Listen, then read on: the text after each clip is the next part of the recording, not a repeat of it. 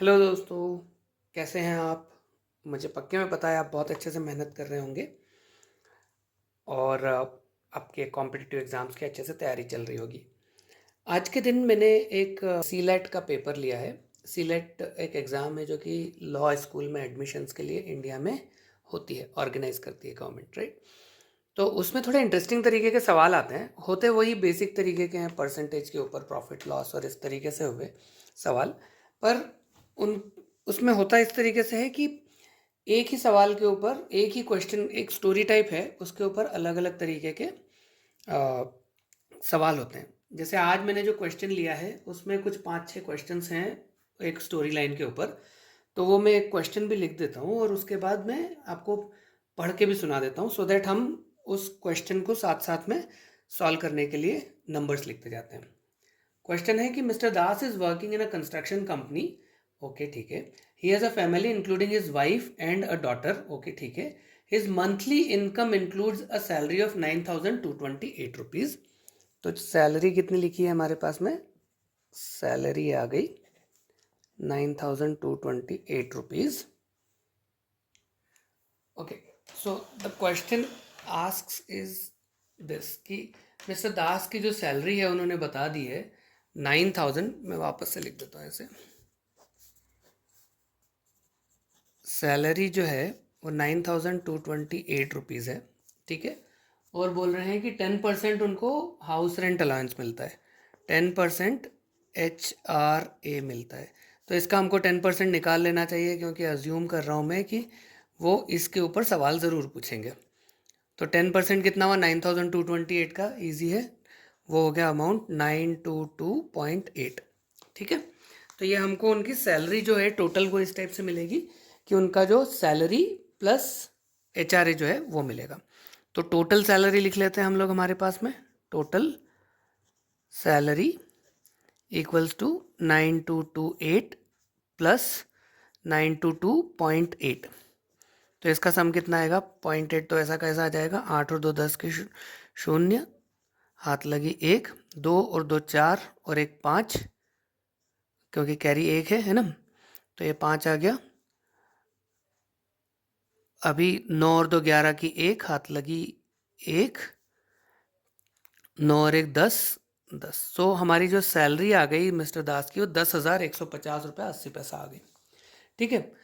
अब उसके बाद क्या बोला है उन्होंने? बहुत सारे और ऑप्शंस दिए, डिटेल्स दी हुई है। Due to increase inflation he is keeping a house home budget that accounts for the income and expense of household out of his total monthly income he spends 25%। चलो हम एक काम करते हैं, ये हम लिख लेते हैं। 25% जो है वो फूड के ऊपर डाल रहे हैं, ठीक है। 18% रेंट में डाल रहे हैं, 18% में रेंट दे रहे हैं। बाय द वे आपने देखा HRA 10% है, पर रेंट उनका ज़्यादा है। मार्केट रेट में रेंट के लिए ज़्यादा खर्चा करना पड़ रहा है उनको। 9% on entertainment, 9% on entertainment, ENT लिख देता हूँ, ठीक है। 22%, 23% on education of his child, 23% on education, EDU। हम ये निकाल सकते हैं, ठीक है। पर अभी हम, अगर ये हमारे पास लॉजिक लिखा रहेगा तो हम क्वेश्चन पढ़ पढ़ के उसको आंसर करने की कोशिश करेंगे। That would be, I am assuming it would be faster. अभी आप जब एग्ज़ाम दे रहे हो तो आप क्वेश्चन पढ़ के, स्टोरी पढ़ के क्वेश्चन देखो और उसके बाद डिसाइड करो कि सारी चीज़ें कैलकुलेट करनी चाहिए या नहीं करनी चाहिए, ठीक है। एजुकेशन हो गया। 13% on medical expense, 13% on medical, ठीक है। और last but not least 12% of his total monthly is his savings, 12% savings, okay. 25, 18 और 9 27, 18 और 9 27 और 25 52, 52 55 और 20 75, और ये 25% और हो गया। तो ये 100% उन्होंने सारा का सारा हिसाब दे दिया। यानी कहीं भी हमारे पास ये भी हमारा क्रॉस वैलिडेशन हो गया कि उन्होंने कहीं ऐसा तो नहीं किया है कि कुछ इन्फॉर्मेशन छुपा दिए या भूल गए। नाउ अब वो क्या बोल रहे हैं कि इतनी स्टोरी दे दी, उन्होंने लिखा है कि based on the above information answer the following questions. How much money does mister Das pay as the house rent? House rent कितना पे कर रहे हैं? 18%। तो हम 18% निकालने की कोशिश कर लेते हैं, ठीक है। 18% ऑफ उनकी सैलरी कितनी है? 10,150 हमने निकाला था, ठीक। तो हम लेते हैं 10,150.8, 0.8 मल्टीप्लाइड बाई 18 डिवाइडेड बाई 100, ये उनकी क्या हो गई? रेंट होगी, है ना। तो रेंट निकालने के लिए हमने फिर किया, इसमें 100 से डिवाइड कर देते हैं, या तो ये करें या फिर इसको 18 डिवाइडेड बाई 100 को 2 से डिवाइड कर दें और फिर उसके बाद आसानी से हो जाएगा 950, ओके। या फिर चलो आसानी ये इसी में होगी कि हम इसको इस तरीके से डिवाइड ना करें, 150.8 मल्टीप्लाइड बाय 18 डिवाइडेड बाय 100 कर दें, है ना। तो ये इन दो को हटा के ये यहाँ पे 2 ज़ीरो यहाँ पे बढ़ा दें ना, तो ये हो जाएगा 101.508 मल्टीप्लाइड बाय 18, ठीक है। तो ये 18, 100 में 18 का मल्टीप्लाई किया तो कितना आएगा? 1800 आ जाएगा, और 101 है तो 18 और आ जाएगा। तो इस तरीके से 18 और 50 में आपने 18 का मल्टीप्लाई किया 0.5 में तो 9 और आ जाएगा। तो यानी ये 1800 प्लस 18 प्लस 9, इस तरीके का तो कुछ सम दिख ही रहा है। तो 8 और 9 कितना हुआ? 17 के साथ हाथ लगी 1 2, 1 और 1 2, 8 का 8 और 1, यानी 1,227 रुपये के ऊपर कुछ आना चाहिए। मैं इसलिए कर रहा हूँ क्योंकि राउंड फिगर में इन्होंने आंसर्स दिए हुए हैं, तो मल्टीप्लाई करने की भी ज़रूरत नहीं पड़ेगी प्रॉपरली आपको इतना ज़्यादा। आप थोड़ा सा दिमाग लगा के लॉजिक लगा के करोगे तो हो जाएगा। ओके, तो 1,827 रुपये के आसपास इनका रेंट आ रहा है, ठीक है। तो अभी वो हम देखते हैं आंसर में। आंसर ए दिया है 1,827 रुपये, बी दिया है 1661, 1782 और 1935। तो 1,827 रुपये आ गया, सीधा सीधा हमारा आंसर हो गया वो, ठीक है, easy. Now let's go to the next question which says how much money remains for other expenses after house rent and savings. Okay, तो हमने ये हाउस रेंट का तो अमाउंट निकाल लिया। सेविंग्स कितनी है? 12% सेविंग्स है ना।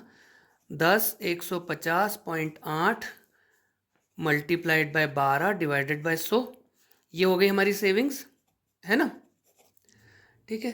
तो हमारी ये लिखा है ना, कितना है? How much money remains for other expenses after house rent and savings. तो हमारा या तो मैं, एक आसान तरीका ये है कि मैं 18% इधर था और 12% इधर है, तो इसको 30% लिख सकता हूँ। 18% प्लस 12% इक्वल्स टू 30% हो गया। तो मेरे पास बचा कितना? 70% बचा। क्यों? क्योंकि ये 100% था तो उसमें से 30% चला गया, तो 70% बचा। तो मैं एक काम करूँ, 10,150.8 मल्टीप्लाइड बाय 70 डिवाइडेड बाय 100 कर दूँ, तो अपने आप से मेरे पास में अमाउंट आ जाएगा जो उनको चाहिए। तो ये 70 का 0 से गया 0, इधर एक 0 को उठा के यहाँ लगा दिया, ठीक है। तो ये हो गया 1015.08, ये हो गया 1015.08 मल्टीप्लाइड बाय 7, ठीक है। तो हम इसको अभी मल्टीप्लाई कर लेते हैं। ये 7,000, अच्छा इसमें भी आपको बहुत पूरा का पूरा कैलकुलेशन करने की ज़रूरत ना भी पड़ सकती है। इन्होंने आंसर्स जो हैं वो थोड़े आसपास के दिए हुए हैं, इसीलिए हो सकता है आपको थोड़ा कैलकुलेट करना पड़े। बट मैं अभी जैसे 7 में 1 का मल्टीप्लाई किया तो 7 आ जाएगा, 7 में 15 का मल्टीप्लाई किया तो 17 5 17 एकम 17, 17 दूना 34, 17 3 सॉरी 15 15 ना, 15 एकम 15 छंग 105 आया, राइट। तो 105 रुपया और हो गया, तो करीब 106 हुआ वो टोटल, क्योंकि 0.08 भी है। तो मैं किस तरीके से बोल रहा हूँ इसको कि मैं 7 में 1 का मल्टीप्लाई करूँ तो ये 7 आ जाएगा, और 15 में 7 का मल्टीप्लाई करूँ तो 105 आ जाएगा, और थोड़ा सा ऊपर जा सकता है। तो 7,106 के आसपास मुझे आंसर दिख रहा है, which is 7,061, 7,061, 7,601, 7,106 and 7,016। So option C दिख रहा है इसमें, जो मुझे लगता है कि सही होना चाहिए, ठीक है। तो हम ये क्वेश्चन के आगे बढ़ते हैं अभी। तो ये मेरा एक और क्वेश्चन सॉल्व हो गया। चलो हम अभी उसके आगे वाले में जाते हैं, ठीक। अब बोल रहे हैं कि if the expenditure on food and entertainment is increase by 10%, next question है हम ले रहे हैं अभी, ठीक है। वो बोल रहे हैं कि अगर आपका फूड का इन्फ्लेशन, फूड और एंटरटेनमेंट में आपका जो एक्सपेंस था वो 10% बढ़ गया। हमने फूड और इसमें कितना लिया था, फूड कितना था, फूड था 25%, एंटरटेनमेंट था 9%। फूड 25% था, एंटरटेनमेंट 9% था। तो इन दोनों का पहले सम कर लेते हैं। तो ये आएगा 34% इस पर खर्चा कर रहे थे, पर अभी 10% और बढ़ गया है, मतलब 334% plus 334 multiplied by 10 divided by 100। मैंने डायरेक्टली 3.4 कर रहा था, बट मैंने कहा कि आप लोग के लिए मैं ऐसे कर लेता हूँ, ठीक है। 34 प्लस 3.4 ये कितना हो गया, 37.4। तो इनका खर्चा जो है वो 37.4 हो गया टोटल ड्यू टू इन्फ्लेशन। सो वो क्या बोल रहे हैं कि if the expenditure on food and entertainment is increased by 10% due to inflation in the price, what will be the new percentage of savings in the same monthly salary? अब उन्होंने ये खर्चा कर दिया है, ठीक है। पहले वो क्या कर रहे थे, आसान तरीके से करने का मतलब ये है कि पहले वो सेविंग 12% कर रहे थे। ईजीएस्ट तरीका ये निकालने का, मैं आपको प्रॉपर तरीका भी बताऊंगा। अब उसमें से 3.4% खर्चा चला गया, खर्चा हो गया इन्फ्लेशन की वजह से। तो 12 में से 3.4 हटा दो तो 8.6 आएगा। 12.0 माइनस 3.4, ये ज़ीरो है, 4 है, 4 माइनस करना है तो ज़ीरो को हमको एक कैरी लेना पड़ेगा, 10 हो जाएगा। तो 10 में से 4 गया, 6 बचा, ये 3 का 4 हो जाएगा। तो अगेन 12 में से 4 गया, 8 बचा, तो 8.6% आएगा ये। दूसरा तरीका ये है कि हम सारी बाकी की क्या करें, I hope I am not going too fast. Competitive exams होती हैं तो आपको फास्ट ही करना पड़ता है, बट स्टिल मैं I am trying just that I am not going to be very fast. तो हमारा 18% रेंट था, 23% था हमारा मेडिकल एक्सपेंसेस, और एजुकेशन।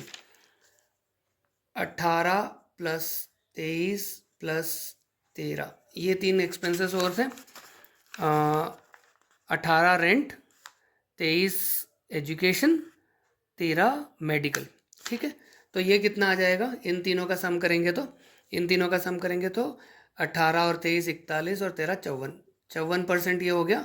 अब उसमें आपका 37% और ऐड हो गया, 37.4। तो 0.4 तो ऐसा का ऐसा रह गया। 7 और 4 11 की 1, हाथ लगी 1, 5 और 3 8 और 1 9, 91.4 ये टोटल एक्सपेंस हो गया उसका, है ना।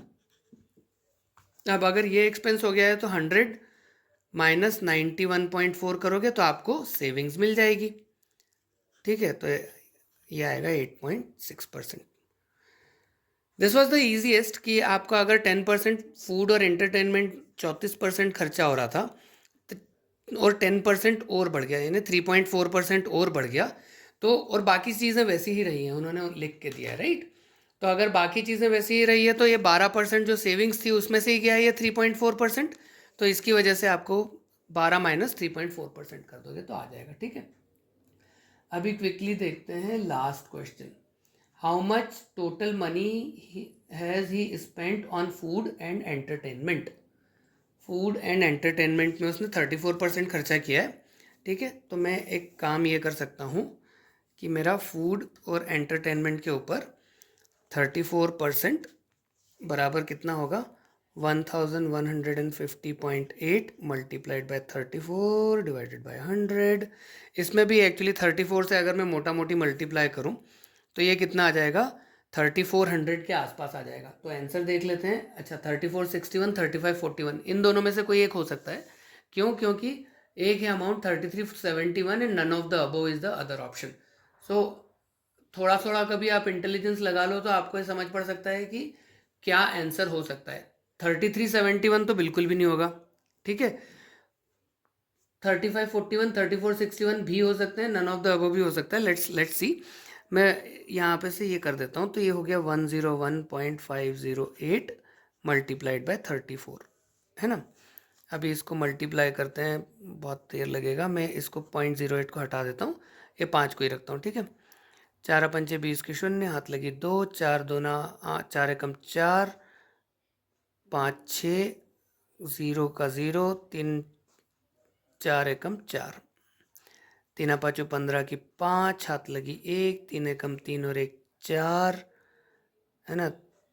3 0 0, 3 एकम 3, 0 6 और 5 11 की 1, हाथ लगी 1, 4 और 1 5, 4 और 3, 3451, 3451 आ रहा है मेरे पास में।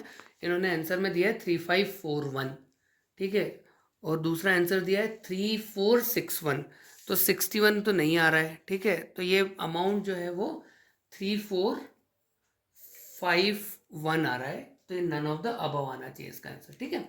तो हमने इतने, देखिए मैं अभी आपको सॉल्व करने में हेल्प कर रहा हूँ इसीलिए 15 मिनट लगे हैं, अदरवाइज ये अगर हम जल्दी जल्दी करें तो मोस्टली ये 12 मिनट के अंदर हो सकते हैं, पर ये थोड़ी कॉम्पिटिटिव एग्ज़ाम है, आप प्रैक्टिस करोगे तो ये जल्दी से और तेज़ी से हो सकते हैं। आई होप आपको मज़ा आया ये प्रॉब्लम सॉल्व करने में, मुझे तो बड़ा मज़ा आया, ये इतना जिसमें दिमाग लगाना पड़ता है। आप भी कोशिश कीजिए इस तरीके की प्रॉब्लम सॉल्व करने की, और इतना आपकी भी स्पीड भी बढ़ेगी मल्टीप्लिकेशन डिवीजन और ऑल ये सब चीज़ों के लिए, और आपको लॉजिक लगाना भी आएगा कि अच्छा हर बार आंसर पूरा सॉल्व करके देखने की ज़रूरत नहीं है, या देयर हैज़ टू बी और there can be an easy way out, ठीक है। आप प्लीज़ लाइक शेयर और कमेंट कीजिए वीडियो के ऊपर, आपके सवाल भेजिए, आपको कौन से लगते हैं कि हमको सॉल्व करने चाहिए, और we will try to solve them, मज़ा आएगा। और आप, आई एम होपिंग कि आप लर्न कर रहे हैं नए तरीके, नई चीज़ें, and please like share comment और सब्सक्राइब कीजिए, नोटिफिकेशन भी ले आइए सो दैट आपको हमेशा मेरा नया वीडियो मिलता रहे, और आप इनकरेज करते रहें मुझे अपन मेरे वीडियोस देख के, अपने फ्रेंड्स के साथ भी शेयर कीजिए इन वीडियोस को, सो दैट वो भी तेज़ी से सीख पाएँ और तेज़ी से जल्दी जल्दी सॉल्व करने की आदत डाल पाएँ। Thank you so much for watching, have a good day and wish you all the very best.